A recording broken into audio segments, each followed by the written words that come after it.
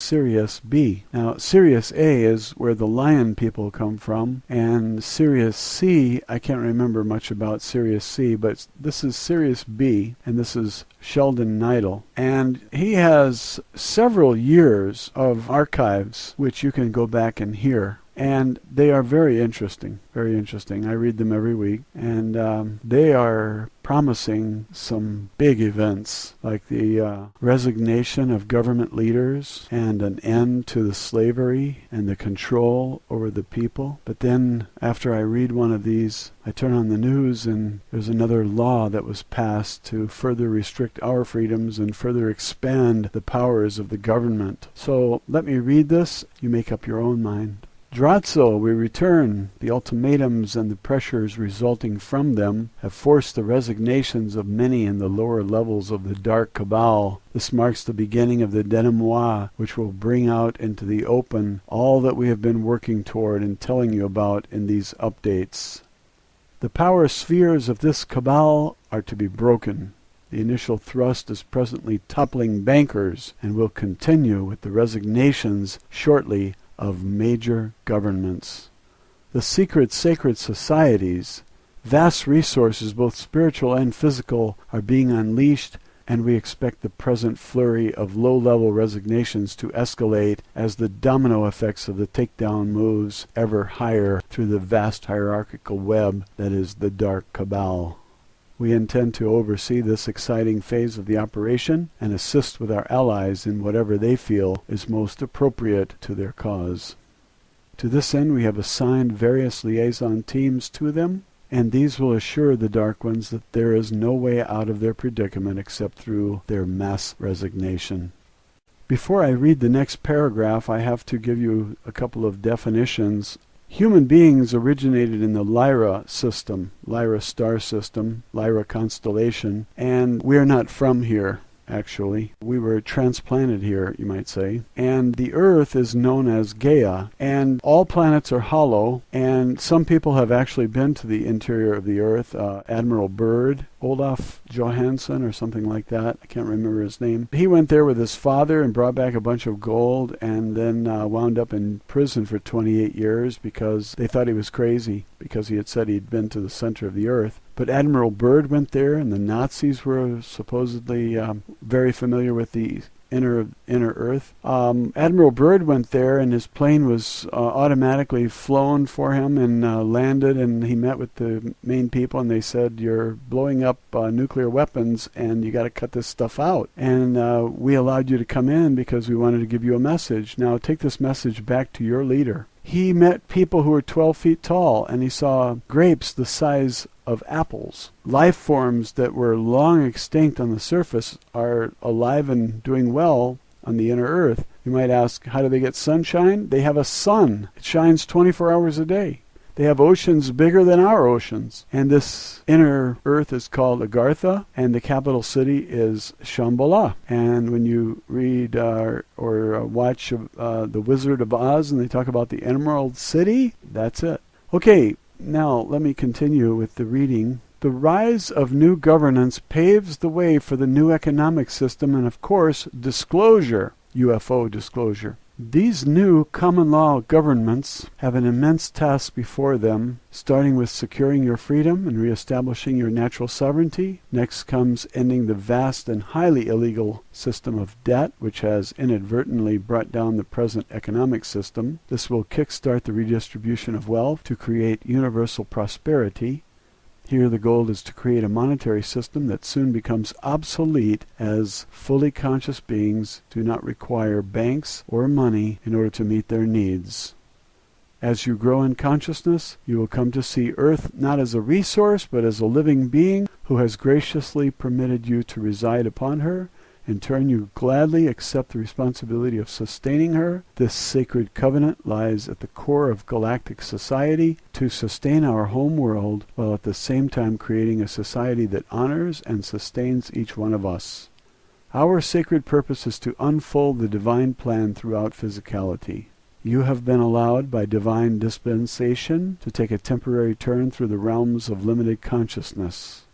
This placed you at the mercy of the dark, and its earthly minions. But now the divine right time to transform this onerous situation has arrived. You have absorbed great wisdom during this trek, and can now employ this knowledge to assist others who dearly wish to transform themselves as you are doing now. Your Agarthan cousins rejoice at the fact that this long-awaited union is close. This next step toward your new star nation is to happen after you are fully conscious.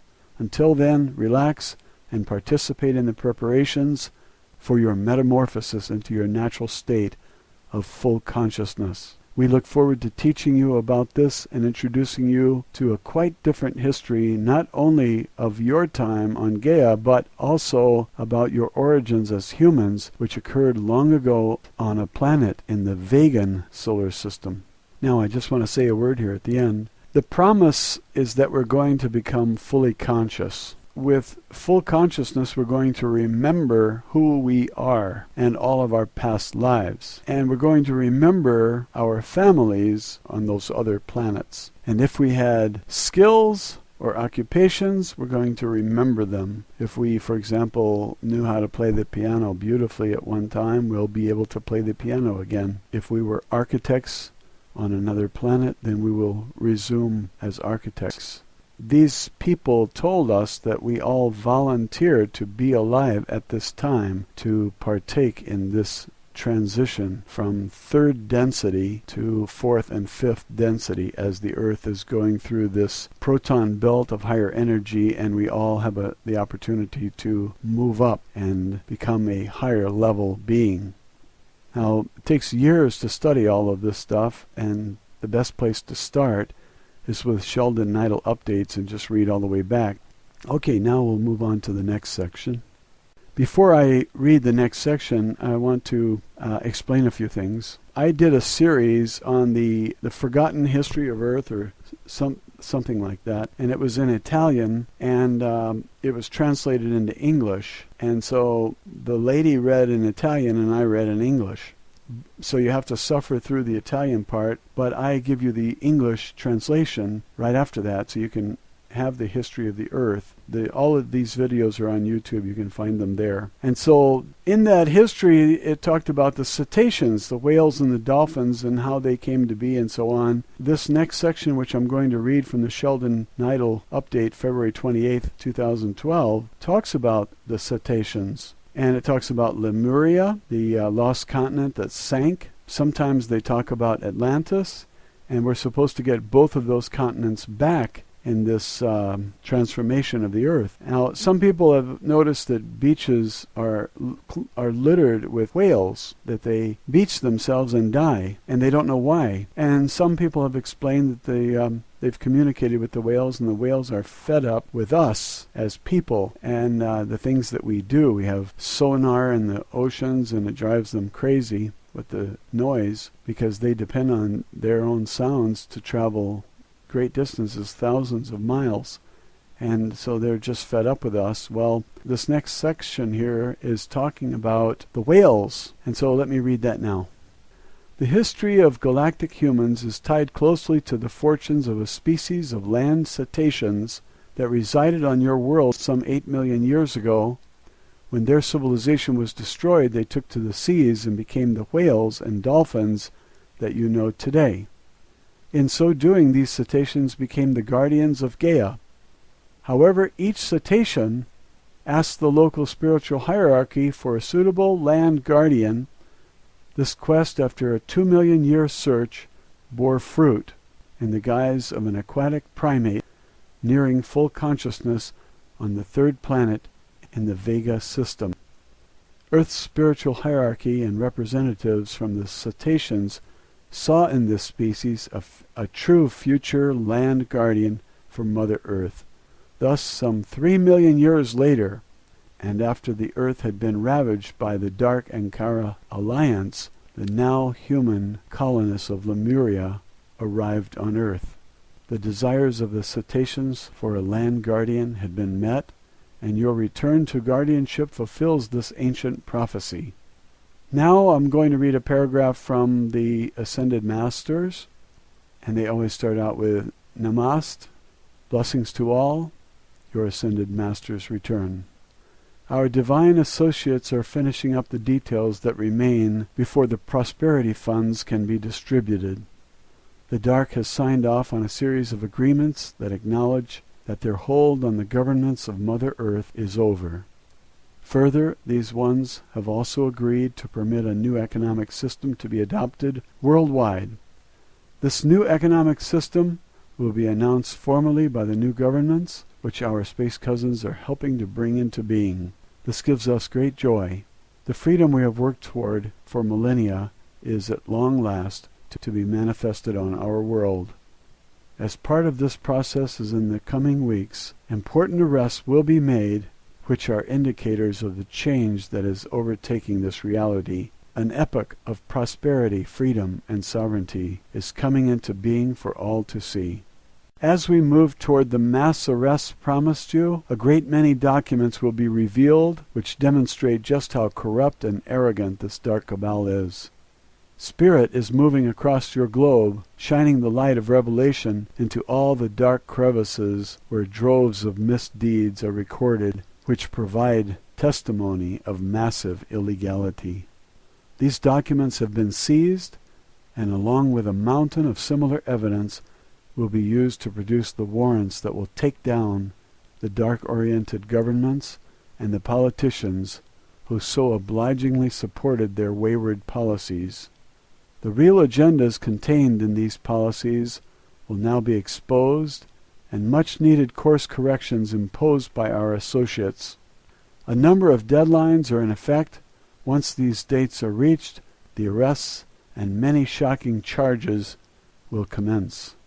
This new day dawning will bring announcements not only of debt forgiveness and a new prosperity, but also of the existence of your inner earth and space cousins.